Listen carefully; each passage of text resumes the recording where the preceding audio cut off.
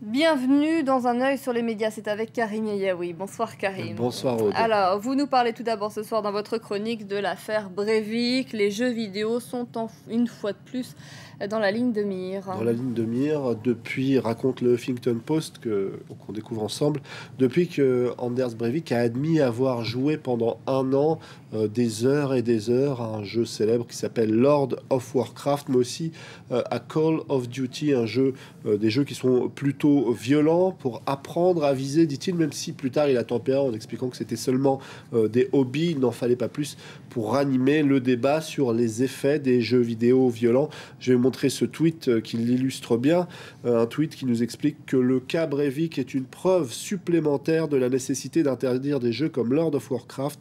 16 heures de jeu par jour l'ont rendu dingue en quelque sorte.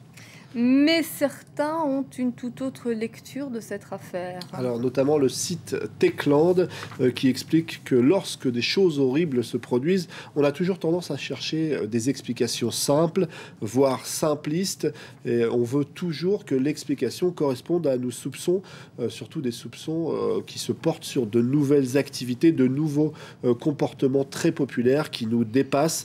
Par exemple, dans les années 20, danser sur du jazz, c'était assez bizarre au vu de certains. Les comics dans les années 50 n'étaient pas forcément très bien perçus. Le rock dans les années 60, c'était la musique du diable. Dans les années 80, il y avait Donjons et Dragons. Alors dans les années 90, aujourd'hui, il y a les jeux vidéo et pour certains, c'est souvent des explications faciles.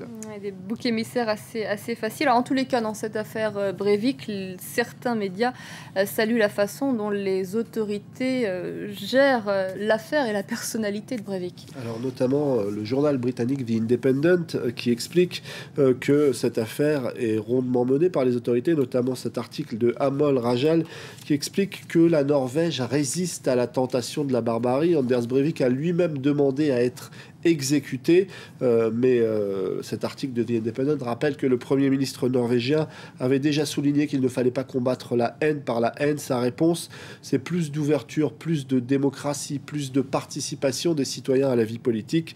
Alors on a aussi ce site du Nouvel Observateur, l'hebdomadaire français, qui nous explique que cette affaire Breivik illustre le précieux exemple norvégien. Laurent Geoffrin évoque la rare intelligence avec laquelle Oslo traite ce cas, une intelligence qui contraste avec les mesures d'exception prises ailleurs face au terrorisme. Une posture, dit-il, qui est soutenue par l'opinion et aussi globalement par les familles de victimes. Voilà ce qu'on pouvait dire sur ce procès qui se poursuit. On évoque à présent la campagne présidentielle en France. C'est bientôt la fin d'ailleurs. C'est bientôt la fin. Le premier tour, c'est dimanche. Et donc, il y a une interview qui a retenu votre attention, celle d'une ancienne star de cinéma. Alors, c'est Brigitte Bardot. C'était la fin. Alors, elle s'est empressée de s'exprimer dans les colonnes de Nice Matin. Un entretien qu'elle revendique comme politiquement incorrect. Elle le dit, même si c'est en contradiction avec le politiquement correct, je m'en tamponne le coquillard, je cite. Alors, elle explique qu'elle va voter Marine Le Pen. Ce n'est pas vraiment une surprise.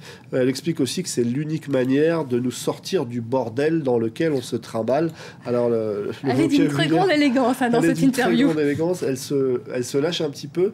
En tout cas, ce n'est pas une surprise. On se souvient qu'elle avait appelé les élus à parrainer Marine Le Pen, avoir le courage de la parrainer. Mais cette fois, ce qui est intéressant, c'est qu'elle s'intéresse aussi aux autres candidats et à chacun d'entre eux, elle va attribuer un petit adjectif. Alors Philippe Poutou est un brave type, Eva Joly est mignonne, Cheminade est rigolo, Jean-Luc Mélenchon, qui semble trouver grâce à ses yeux, est puissant. Par contre, Nicolas Sarkozy en prend pour son grade. Elle s'estime trahie. Ses promesses, il ne les a pas tenues, notamment sur l'abattage rituel des animaux. En tout cas, elle l'estime aujourd'hui éprouver du dégoût, alors qu'elle avait voté pour lui en 2007. Alors François Hollande, lui, c'est un cri du cœur, c'est non. Elle trouvait Ségolène Royal quand même bien plus aguichante.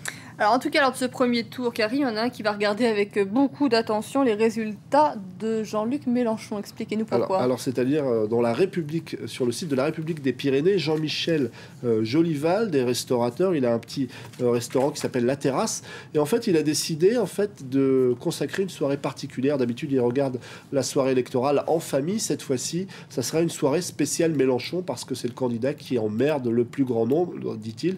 Et en fait il va aligner le prix du repas ce soir-là sur le résultat de Jean-Luc Mélenchon. En gros, s'il fait 12%, ça sera 12 euros le repas.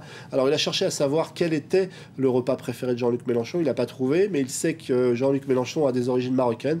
Alors, ça sera couscous royal pour tout le monde. Merci beaucoup, Karim, pour votre chronique ce soir. Vous nous avez mis en appétit.